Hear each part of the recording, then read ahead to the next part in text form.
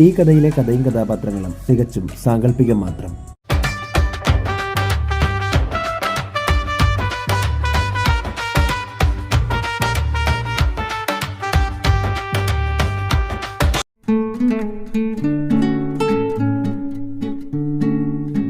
തന്റെ അമ്മയെ ചതിച്ച നന്ദന്റെ മകൻ ദീപകിനെ വിവാഹം കഴിച്ച് പകവീട്ടാൻ ആലിയ ഒരുങ്ങുന്നു. തന്റെ മൂത്ത മകൾ നിഷിഗന്ധ ജീവിച്ചിരിപ്പുണ്ടെന്ന് മാതുലിക മനസ്സിലാക്കുന്നു. 25 വയസ്സ് തികഞ്ഞ അർദ്ധരാത്രിയിൽ കണ്ണാടിയിൽ താനൊരു മത്സ്യകന്യകയായി മാറുന്നത് കണ്ട വൃന്ദ ഞെട്ടിയെങ്കിലും അതൊരു തോന്നലാണെന്ന് അവൾ പിന്നീട് കരുതി. ഇതിനിടെ ആലിയയും ദീപക്കും സഹോദരങ്ങളാണെന്ന സത്യം ക്ഷേത്രത്തിൽ വെച്ച് മാതുലികയുടെ വായിൽ നിന്നും വൃന്ദ നേരിട്ട് കേട്ടു. ഇവർ സഹോദരങ്ങളാണെന്ന സത്യം മനസ്സിലാക്കിയ വൃന്ദ ദീപകിനെ ആ പാപത്തിൽ നിന്ന് രക്ഷിക്കാൻ തീരുമാനിക്കുന്നു. ഈ വിവാഹം മുടക്കുമെന്ന് മാതുലികയ്ക്ക് വാക്കു നൽകിയ വൃന്ദ വിവാഹ ദിവസം ആലിയയ്ക്ക് പകരം മൂടുപടമിട്ട് മണ്ഡപത്തിലിരിക്കുന്നു. സത്യമറിയാതെ ദീപക് വൃന്ദയുടെ കഴുത്തിൽ താലി കെട്ടി. മുഖപടം മാറിയപ്പോൾ എല്ലാവരും ഞെട്ടി.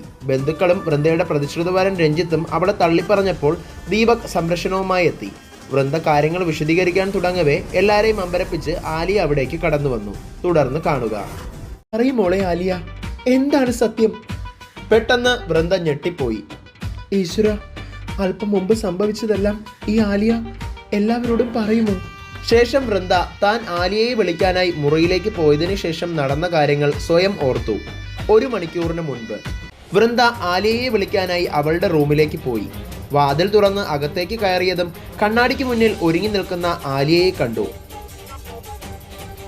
ആ വൃന്ദയോ, നീയാണോ എന്റെ മണ്ഡപത്തിലേക്ക് കൂട്ടിക്കൊണ്ടു പോവാനായി വന്നത്?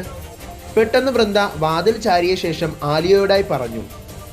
ആലിയ, നീ എന്നോട് കൂടുതൽ നാടകം കളിക്കണ്ട. നീ ആരാണെന്നും എന്താണെന്നും എനിക്ക് വളരെ വ്യക്തമായി ഇപ്പോൾ അറിയാം. പെട്ടെന്ന് ആലിയയൊന്ന് പതറി.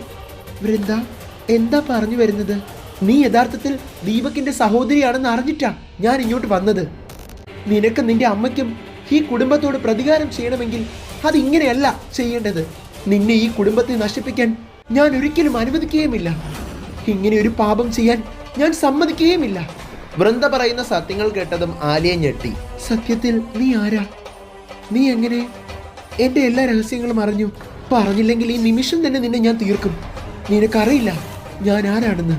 പെട്ടെന്ന് വൃന്ദ ദേഷ്യപ്പെട്ടു. നിർത്തടി, നാണം കെട്ടവളെ. സ്വന്തം സഹോദരനെ തന്നെ വിവാഹം കഴിക്കാൻ നിനക്ക് അത്രയ്ക്ക് ഗതികേടാണോ?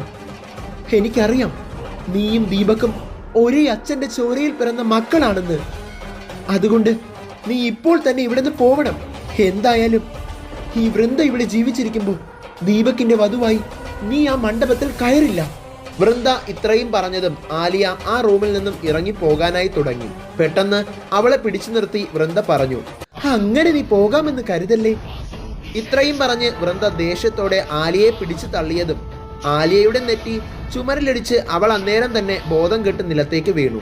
ഇത്രയും സംഭവ വികാസങ്ങൾ നടക്കുകയാണ് അങ്ങോട്ട് ആലിയയെ കൂട്ടിക്കൊണ്ടു വരാനായി ദിയ വന്നത്. ദിയ വാതിലിൽ വന്ന് കൊട്ടിക്കൊണ്ട് വിളിച്ചു. ആലിയ, വാതിൽ തുറക്ക്, പുറത്തേക്ക് വാ. വൃന്ദ പെട്ടെന്ന് ഭയന്നു. മഹാദേവ, ദിയ, ഞാനിപ്പോ എന്ത് ചെയ്യും? എനിക്കൊരു വഴി കാണിച്ചു താ ഭഗവാനെ. ആലിയയെ കൂട്ടിക്കൊണ്ടുവരാൻ വന്ന ദിയയോട് ഞാൻ എന്താ പറയുക? വൃന്ദ പെട്ടെന്ന് കണ്ണുകൾ അടച്ചു. മഹാദേവ, ഒരു വഴി കാണിക്ക്. ഒരു വധു ഇവിടെ ബോധം കെട്ട് വീണെങ്കിൽ അതിനു പകരം മറ്റൊരു വധു മണ്ഡപത്തിൽ എത്തണം. ആദ്യം ഈ ആലിയയെ ഇവിടെ നിന്ന് മാറ്റണം. ഇത്രയും പറഞ്ഞുകൊണ്ട് ആലിയയെ ആ റൂമിന്റെ കട്ടിലിന്റെ അടിയിലേക്ക് വൃന്ദ തള്ളി നീക്കി ശേഷം ഒരു ഷാൾ ഉപയോഗിച്ച് കെട്ടിവെച്ചു. ശേഷം ആലിയ ഒരുങ്ങി നിന്ന കണ്ണാടിക്ക് മുന്നിൽ പോയി നിന്ന് വൃന്ദ അവളുടെ കണ്ണുകൾ അടച്ചു. വീണ്ടും മഹാദേവനോട് പ്രാർത്ഥിക്കാൻ തുടങ്ങി.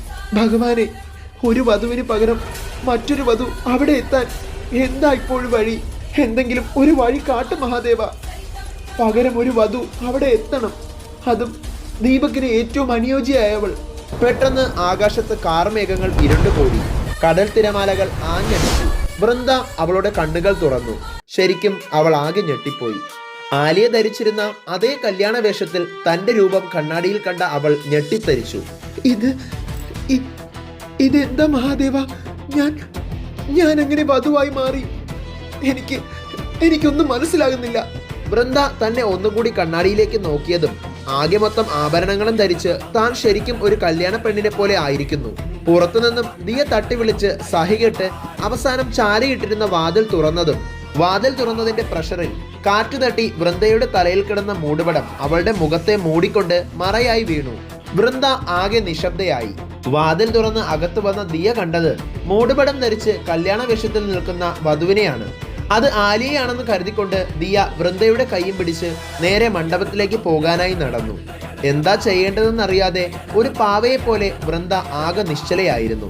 ശരിക്കും താൻ എന്തുകൊണ്ട് കണ്ണുകളടച്ച് പ്രാർത്ഥിച്ചു കഴിഞ്ഞപ്പോൾ ഒരു വധുവായി മാറിയെന്ന് വൃന്ദയ്ക്ക് തന്നെ മനസ്സിലായില്ല. യഥാർത്ഥത്തിൽ താനൊരു ഇച്ഛാധാരി മത്സ്യകന്യകി ആയതുകൊണ്ടാണ് കണ്ണുകളടച്ച് പ്രാർത്ഥിച്ചപ്പോൾ താൻ ആഗ്രഹിച്ച പോലെ തന്നെ ഒരു വധുവിന്റെ രൂപത്തിലേക്ക് മാറിയതെന്ന് അവൾക്കറിയില്ലല്ലോ. തുടർന്ന് മണ്ഡപത്തിലേക്ക് കൊണ്ടുപോയതും മണ്ഡപത്തിൽ ഇരുന്നതും ദീപക് തന്റെ കഴുത്തിൽ താലി കെട്ടിയതും ഒന്നുമുള്ള പൂർണ്ണബോധത്തിലുമല്ലായിരുന്നു വൃന്ദ.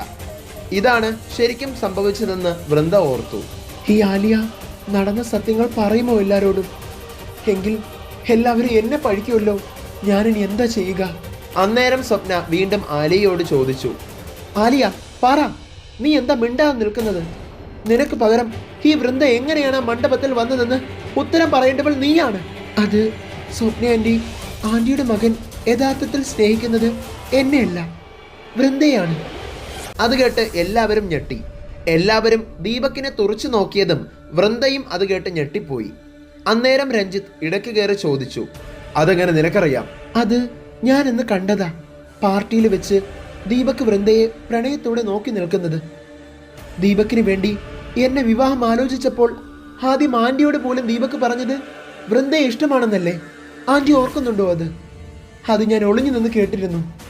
പിന്നീട് നമ്മൾ തമ്മിലുള്ള വിവാഹം ഉറപ്പിച്ചെങ്കിലും ദീപകിന് ഇഷ്ടം എന്നോടായിരുന്നില്ല, വൃന്ദയോടായിരുന്നു. ആന്റിയുടെ നിർബന്ധത്തിന് വഴങ്ങി എന്നെ വിവാഹം കഴിച്ചിട്ട് എന്താ കാര്യം? അതുകൊണ്ട് വൃന്ദ എന്നെ വിളിക്കാൻ വന്നപ്പോൾ ഞാനാണ് അവളോട് ഈ വിവാഹവേഷം ധരിക്കാൻ പറഞ്ഞതും ഞാൻ എന്ന വ്യാജേനെ മണ്ഡപത്തിലേക്ക് വിട്ടതും. ആരും വൃന്ദയെ കുറ്റം പറയണ്ട. വൃന്ദയുടെ എൻഗേജ്മെന്റ് കഴിഞ്ഞതാണ്.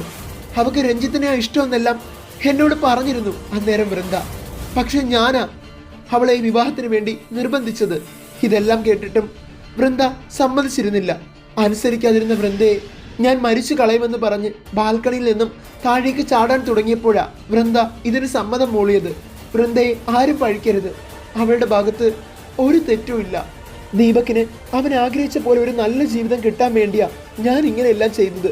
ആലിയ ഇത്രയും പറഞ്ഞതും അത് കേട്ടുനിന്ന എല്ലാവരും ഞെട്ടി. വൃന്ദയും ഞെട്ടിയിരുന്നു. എന്തിനാണ് ആലിയ ഇങ്ങനെ കള്ളക്കഥ പറയുന്നതെന്ന് ആലോചിച്ച് വൃന്ദ ആകെ കുഴഞ്ഞു. എല്ലാവരും വൃന്ദയെ നോക്കി. വിവാഹത്തിന് വന്ന ബന്ധുക്കൾക്ക് എല്ലാവർക്കും വൃന്ദയുടെ നിരപരാധിത്വം മനസ്സിലായി. ദീപകിന്റെ മനസ്സിൽ വൃന്ദയോട് ഇഷ്ടമുണ്ടായിരുന്ന കാര്യം അറിഞ്ഞ സ്വപ്ന ഞെട്ടിത്തെറിച്ചു. ഇത് നടക്കില്ല എന്ന് പറഞ്ഞ് സ്വപ്ന ദേഷ്യപ്പെട്ട് അവിടെ നിന്ന് പോയി. അന്നേരം ഹാളിൽ നിന്ന് വൃന്ദയുടെ കൈകളിൽ പിടിച്ചുകൊണ്ട് ആലിയ പറഞ്ഞു, വൃന്ദ, എനിക്ക് നിന്നോട് സംസാരിക്കണം. വൃന്ദയുടെ കൈയും പിടിച്ചുകൊണ്ട് ആലിയ നേരെ ബാൽക്കണിയിലേക്ക് പോയി. അന്നേരം വൃന്ദ കൈ തട്ടി മാറ്റിക്കൊണ്ട് ആലിയയോടായി ചോദിച്ചു, എന്തിനായിരുന്നു ആലിയ ഇപ്പോ അവിടെ ഈ നാടകം? നിന്റെ സത്യങ്ങളെല്ലാം ഞാൻ ഈ വീട്ടുകാരോട് പറയുമെന്ന് നീ പേടിച്ചു അല്ലേ? പെട്ടെന്ന് ആലിയ വിഷമം നിറഞ്ഞ മുഖത്തോടെ വൃന്ദയോട് പറഞ്ഞു, വൃന്ദ, നീ എന്നോട് ക്ഷമിക്കണം. ഞാനിനി ഈ കുടുംബത്തോട് പക വീട്ടാനോ ഒന്നിനും തന്നെ വരില്ല. പെട്ടെന്ന് തന്നെ ഇത്രയും പറഞ്ഞു നിന്ന ആലിയയുടെ സ്വഭാവം മാറി. എടി, നീ എന്താണ് എന്നോട് ചെയ്തതെന്ന് എനിക്ക് വളരെ വ്യക്തമായി അറിയാം. നിന്നെ ഞാൻ വെറുതെ വിടുമെന്ന് കരുതണ്ട. നിനക്ക് ഞാൻ ആരാണെന്ന് ശരിക്കും അറിയില്ല. ഈ വീടിന്റെ മരുമകളായി ഞാൻ നിൽക്കേണ്ട സ്ഥാനത്താ നീ ഇപ്പോൾ നിൽക്കുന്നത്. വീട്ടുകാരുടെ മുന്നിൽ ഞാൻ അങ്ങനെയെല്ലാം പറഞ്ഞത് നിന്നെ രക്ഷിക്കാനാണെന്ന് നീ കരുതിയോ? നിനക്ക് തെറ്റി. അതോ ഞാൻ അതിൽ നിന്നെല്ലാം പീഡിച്ചത് കൊണ്ടാണെന്നും എൻ്റെ സത്യം എല്ലാവരും അറിയുന്നത് കൊണ്ടാണെന്നും നീ കരുതിയോ? ഒരിക്കലുമല്ല. നിനക്കറിയാത്ത ഒത്തിരി കാര്യങ്ങൾ എൻ്റെ ജീവിതത്തിലുണ്ട്. നീ ഇപ്പോൾ വിവാഹം കഴിച്ച ദീപകിനെ ഉൾപ്പെടെ എല്ലാവരെയും ഞാൻ കൊന്നിരിക്കും. നീ ഒരു ചുക്കും ചെയ്യില്ല. കാര്യം, വധുവായി ഞാൻ ആ മണ്ഡപത്തിൽ എത്തിയെങ്കിലും ഇപ്പോൾ ഞാൻ ദീപകിന്റെ ഭാര്യയാണ്. അതായത് കുറച്ചുകൂടി വ്യക്തമായി പറഞ്ഞാൽ വൃന്ദ ദീപക് ശിഖാവത്. നീ ഈ കുടുംബത്തെ എത്രമാത്രം ഇല്ലാതാക്കാൻ ശ്രമിക്കുന്നുവോ അതിന്റെ 10 മടങ്ങായി ഞാൻ ഈ കുടുംബത്തെ രക്ഷിക്കും. ഇനി പോരാട്ടം അത് ഞാനും നീയും തമ്മിലാണ്. വൃന്ദയുടെ വാക്കുകൾ കേട്ട ആലിയ ഞെട്ടിത്തരിച്ചു. കാണാം, നമുക്ക് കാണാം ഇത്രയും പറഞ്ഞ് ആലിയ ഒരു ഭാഗത്തേക്ക് തിരിഞ്ഞു നടക്കവേ മറുഭാഗത്തേക്ക് വൃന്ദയും തിരിഞ്ഞു നടന്നു.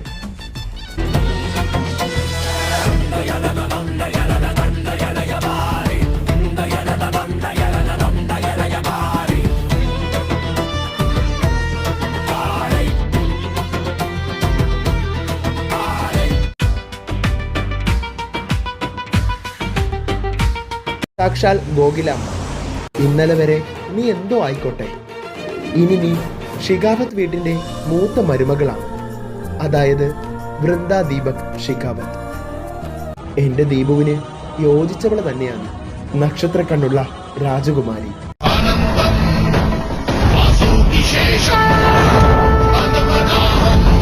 ഞാൻ ക്ഷേത്രത്തിൽ വെച്ച് കണ്ട അവളുടെ അമ്മ എന്ന് പറയുന്ന ആ സ്ത്രീയും അവളും ചേർന്നാണ് ഈ കുടുംബത്തോട് പക വീട്ടാൻ തീരുമാനിച്ചത്.